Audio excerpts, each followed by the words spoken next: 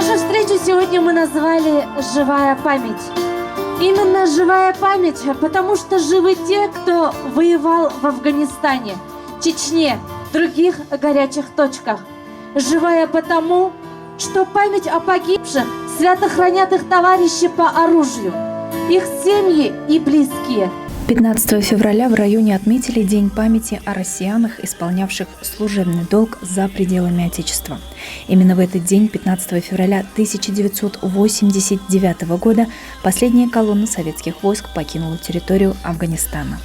Это событие ознаменовало для Советского Союза окончание афганской войны, которая продлилась почти 10 лет и унесла жизни более 15 тысяч советских граждан. А для нас она стоила жизни 8 молодых илишевских ребят. Их память почтили на торжественном митинге у памятника воину-интернационалисту. В мероприятии приняли участие глава администрации района Ильдар Мустафин, военный комиссар Ильгиз Багауддинов, председатель Совета ветеранов Анатолий Романов, руководитель Илишевского отделения боевого братства, ветеран афганской войны Фларис Нурлагаянов, а также многочисленные ветераны боевых действий, родственники погибших солдат, юноармейцы, студенты Башкирского аграрно-технологического колледжа.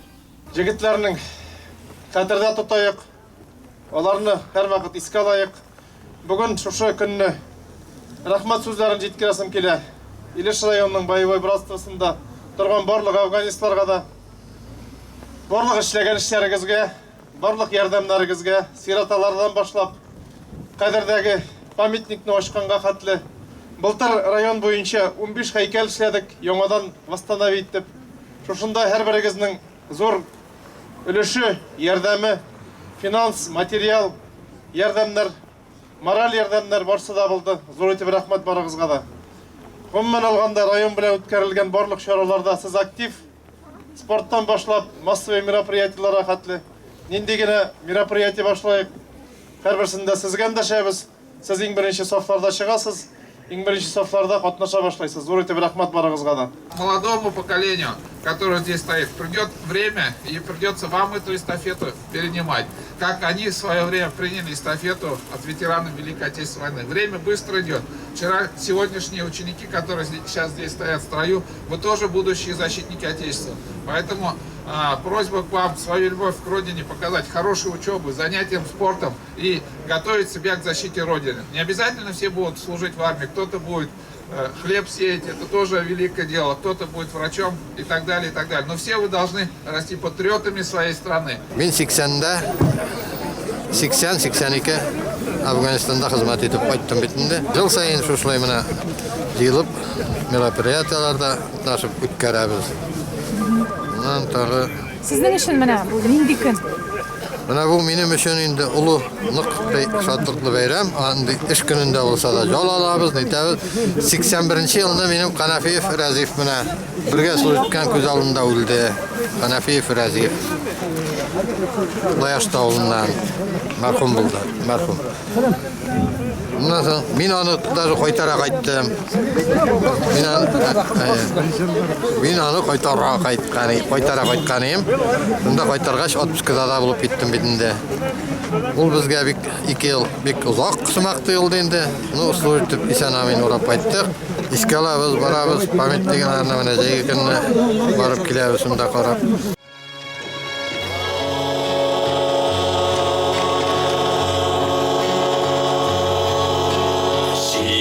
Şehirlerge gitti saldat, büyük gülene dağının saklarına. Ora düşman ayak basmaz, şarla yakın tuğan yaklarına.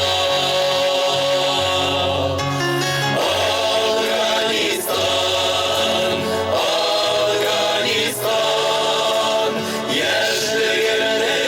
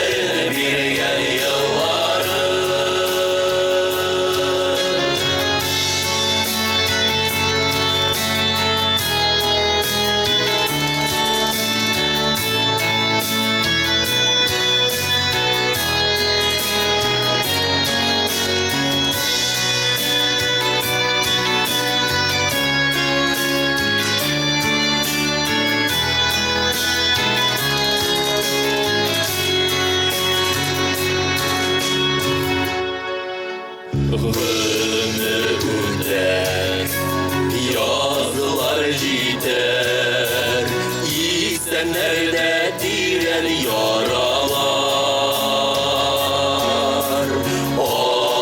Aramızdan gitken dostlar, Köngüller emenge kalalar.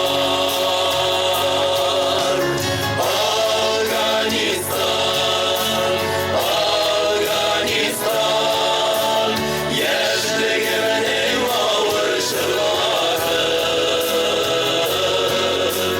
Birге өскен қардәшлердің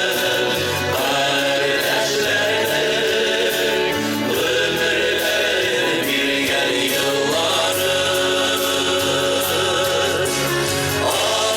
Afganistan, Afganistan, yaşlıgımның ауыр шырағы. Birge өскен қардәшлердің өмірлерін берген yılları.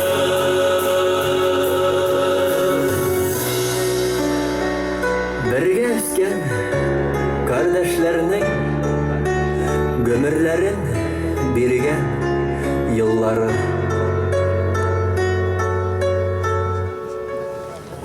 Афганистан – это боль, скорбь, память. Это война, в которой наши ребята Радик Мулюков, Кадим Габдрахманов, Иван Фролов, Фарид Ганиуллин, Разиф Ханафиев, Наиль Нуритдинов, Ренат Баязитов и Ансаф Нуритдинов были просто солдатами.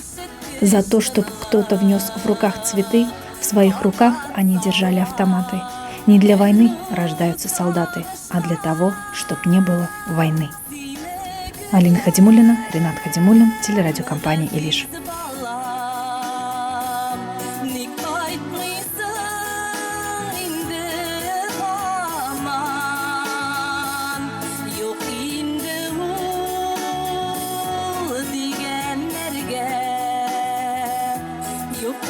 Şanımı